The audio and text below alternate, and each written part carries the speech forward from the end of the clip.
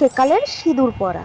বাবা সকাল সকাল স্নান করা হয়ে গেছে, এবার আমি সিঁদুরটা পরে নিই। হ্যাঁ, সিঁদুরটা মোটা চওড়া করে পরতে হবে। মা বলেছে যে চওড়া করে নাকি সিঁদুর পরলে স্বামীর নাকি অনেক আয়ু বাড়ে। আমি আরও চওড়া করে, একদম অনেকটা চওড়া করে সিঁদুরটা পরে নেবো, যাতে আমার স্বামীর অনেক বেশি আয়ু থাকে। আর হ্যাঁ, এবার একটুখানি নাকের ওপর দিয়ে পরে নিই, তাহলে যে একটু বেশি আয়ু থাকবে। হ্যাঁ, এবার একটু গোল করে বড় করে টিপ পরে নিই, বেশ ভালো লাগবে টিপ পরলে। হ্যাঁ, এবার ভালো লাগছে।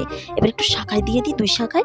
মা বলতো শাখায় দেওয়া নাকি স্বামীর মঙ্গল হয়। ঠাকুর স্বামীর মঙ্গল করো, ঠাকুর আমার স্বামীকে অনেক বড় হয় না। ঘুমটাটা দিকে আবার দেখে না নেয়, তাদের ঘুমটাটা দিয়ে রাখি, কেউ দেখলো না তো কি। এখনকার মডেলিং সিঁদুর পরা। বাপরে, সকাল সকাল কে যে স্নান করে কি জানি বাবা।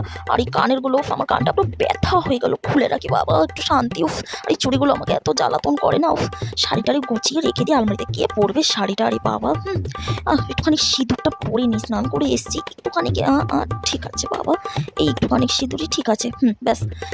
এর আবার চলেছে নতুন বউ, কোথায় একটু ছবি তুলো, ভিডিও বানাবো তা না।